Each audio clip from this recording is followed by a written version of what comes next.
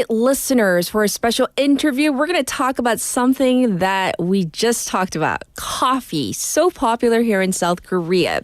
So how many of you start your morning with a cup of joe, whether it's an or a du'a, or the classic mixed coffee?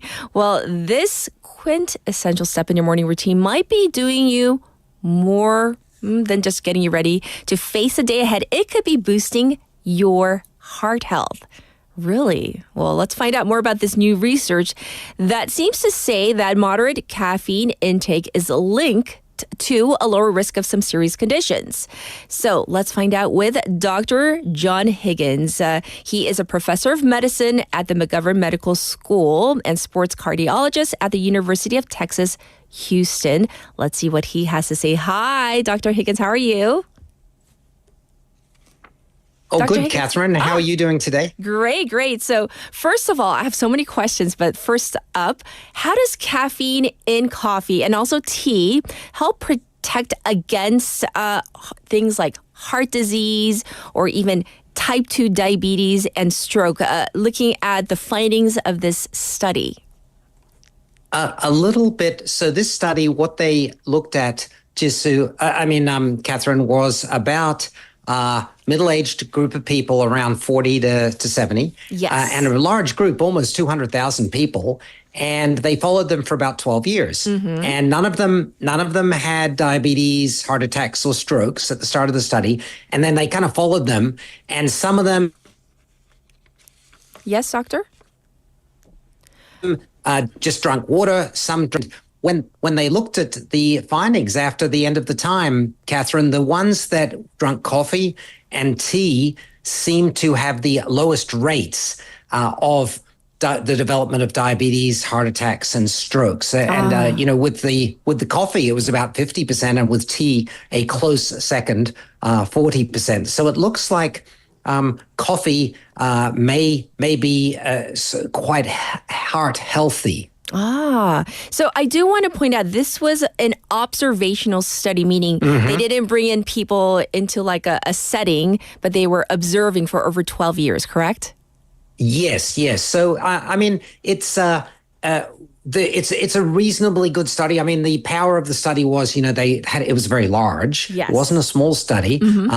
But, it suggests a fairly significant benefit. So, typically what we would do when we get a study like this is we would, check, is it consistent with other studies out there that have been done, particularly randomized studies. So in the heart literature, we have several studies where they actually scanned people's hearts and looked at plaque, with CAT scans. Yes. And then they actually followed them and very carefully monitored how much coffee they were drinking.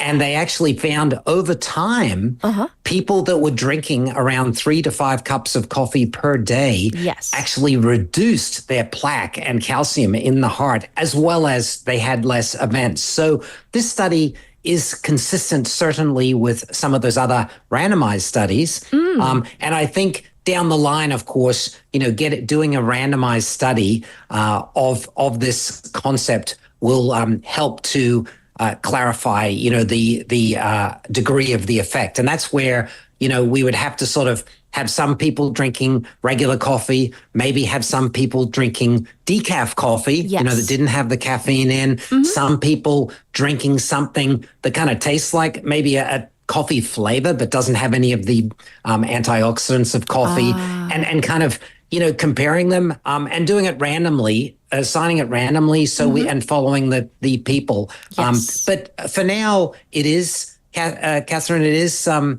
consistent with the benefits of coffee. And I think it is very reasonable. And my daughter is a big Blackpink fan. And she pointed out to me before that Jisoo from Blackpink enjoys coffee. I see. Well, Dr. Higgins, I was looking at some articles that related to this study. And so it says that like drinking maybe 2 to 3 cups of coffee or 3 cups of tea a day was they call it the sweet spot. But I'm thinking for some people though, like for someone like me, I can't tolerate caffeine that well. My maximum is like basically 1 large, cup of coffee per day. Isn't that a lot for some people, or is that just kind of like across the board, 2 to 3 or even 3 to 5 cups of coffee? Is that okay? Is that not too much? Actually, you bring out an excellent point. So some people, like yourself, it sounds like, and other people are more sensitive to the caffeine. Yes. And so a little bit of the caffeine can kind of give them a similar effect that it takes for someone who is kind of like, as it were, acclimatized to the caffeine. Someone who's drinking 2 to 3 cups of coffee every morning, yes. their body is kind of a little bit used to it.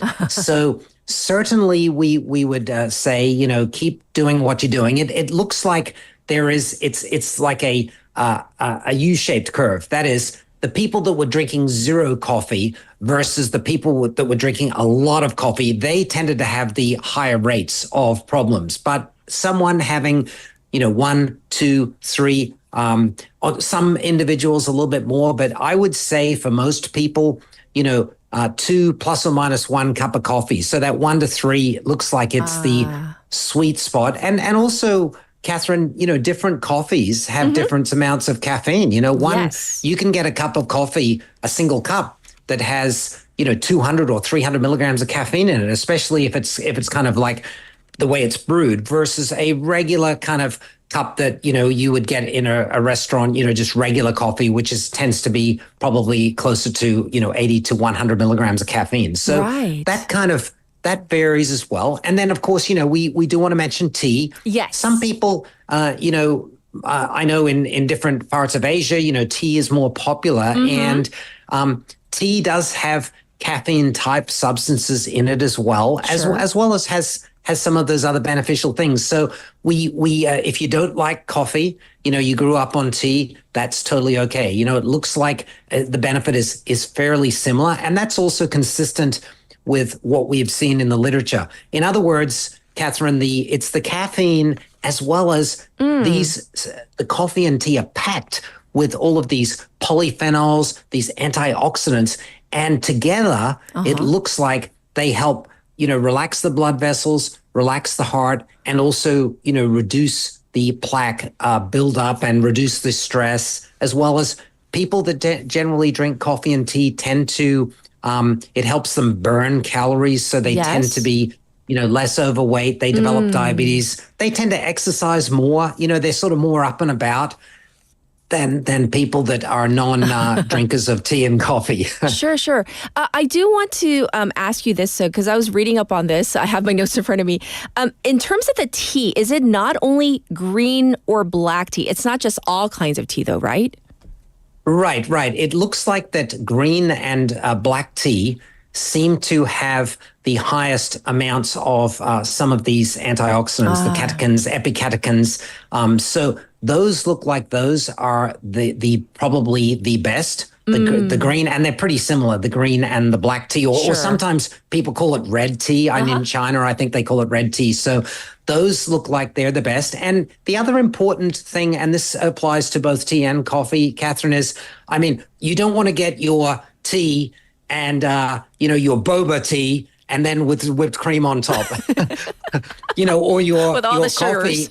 Your Starbucks with, all of the whipped cream and chocolate and things like that. So, those added things like the boba in the case of the tea or the whipped cream, that's going to add things that are not healthy for the heart. So think about, it's okay to have a little bit of skim milk and a little bit of half and half or some of the creamers, but try to avoid too much of the high sugar, high fat additives that sometimes they put on the top of the coffee and just say, hey, you can hold that today. Yes. That's a great tip. Hold off. No, thank you to the whipped cream today. Yes. So I do want to talk, though, about some of the potential dangers of excessive caffeine intake because, nowadays, especially younger people who are working on projects, they drink a lot of energy drinks. And I had like one sip and I was just like, oh, this is not for me because, I'm very caffeine sensitive. But I mean, so popular these days. Aren't there dangers behind these energy drinks? Absolutely. Well, the big difference, Catherine, between energy drinks and the tea, coffees is that, okay, they both have caffeine. Yes. Typically the energy drink has a higher level of caffeine, but it has all of these other unhealthy things in it. I mean, it doesn't have the antioxidants, the polyphenols that coffee and tea have. It has high levels of taurine, high levels of glucuronolactone, which is turned into glucose. It has high levels of these other substances, guaranine, which is kind of like another form of caffeine. Right. And it looks like when the other problem with energy drinks, Catherine, is that people typically don't kind of sip them like coffee and tea. I mean, the younger kids will kind of like down them very quickly and guzzle them, and they will so they're getting a very high level of caffeine very quickly. And we know that high levels of caffeine actually can have adverse effects on the heart, including causing the heart rate to go up excessively high, increasing the blood pressure, as well as, giving people the jitters. They can't sleep. In fact, that's one of the tips I tell most of my patients, not to have a proper cup of coffee or tea pretty much after 2 or 3 in the afternoon if you want to get a good night's sleep, because the caffeine tends to stick around for about 4 to 6 hours. And if you just have a cup of coffee, it's going to be really hard to get that deep, restful sleep. Right. So that's something that I tell people. So avoid the caffeine from the energy drinks. And that also, it's all contextual, Catherine. So we know that, the caffeine in association with those other really beneficial things seems to give the best bang for the buck. That's why we recommend coffee and tea. And on that matter, Catherine, there have been actually a couple of studies. Yes. Some people may ask about, well, what about decaf?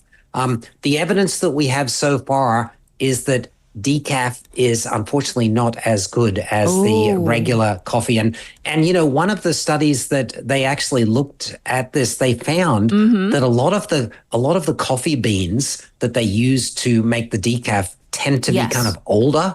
And they've older. Yes, Dr. Higgins? So as the bean ages, it actually it reduces the amount of caffeine, but at the same time, unfortunately, it reduces the amounts of those really helpful antioxidants. So decaf coffee in general is not as healthy for you. However, if you really, really want a cup of coffee with dinner, definitely go for the decaf so you can actually at least sleep.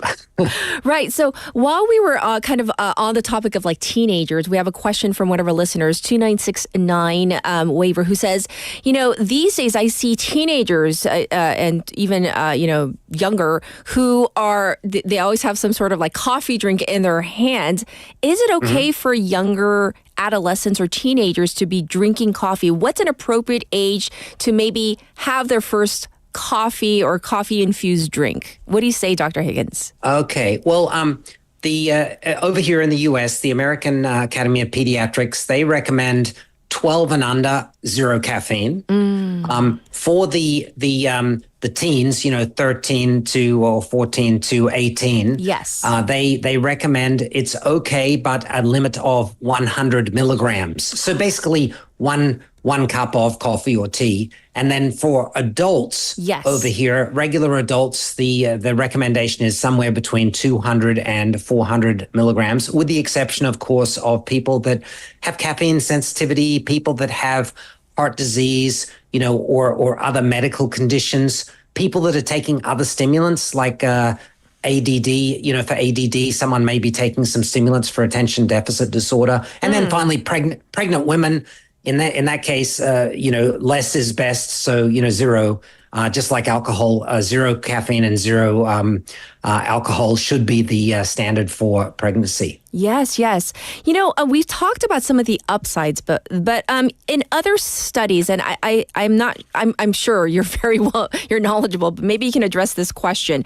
Other studies may have shown a link between high caffeine intake and a greater risk of dementia and stroke. So, does this observational study address any of those issues or questions, or is it completely separate? Well, they basically grouped heart attack, stroke, and diabetes together, and they were reduced. They were reduced in the study. Most of the evidence that for caffeine that I've reviewed is positive for both cardiovascular as well as actually, we must not forget caffeine and coffee and reducing cancers. It's been shown to reduce rates of certain cancers. For example, in men, prostate, in women, breast cancer, uterine cancer, so colorectal cancer in both. So definitely, in general, coffee will basically lower diabetes, lower blood pressure, improve cholesterol. Yes. And these are all things that, as well as, reduce stress. People tend to relax a bit when they're having coffee or tea. So these will all together will help to reduce their risk of cardiovascular disease. And that includes heart attack, stroke, and peripheral arterial disease. So the only downside would be someone that's drinking a lot, too much coffee, or is really sensitive.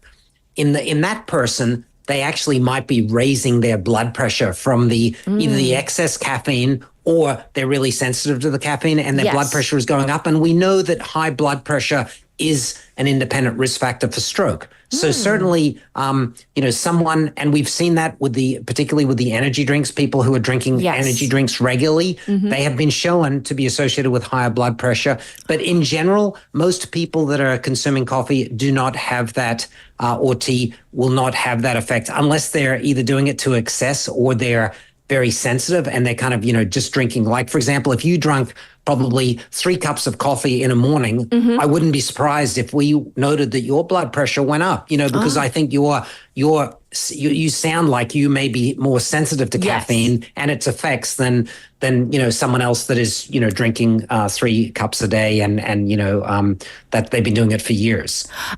So speaking of that, Dr. Higgins, can I actually increase my, tolerance to coffee? Because some of our listeners are saying, they get these, double shots, triple shots in the morning. Not that I'm envious of that, but is there a way, if I kind of increase slowly my consumption of coffee, is there a way to maybe increase one's tolerance of how many cups of coffee you might consume during a day?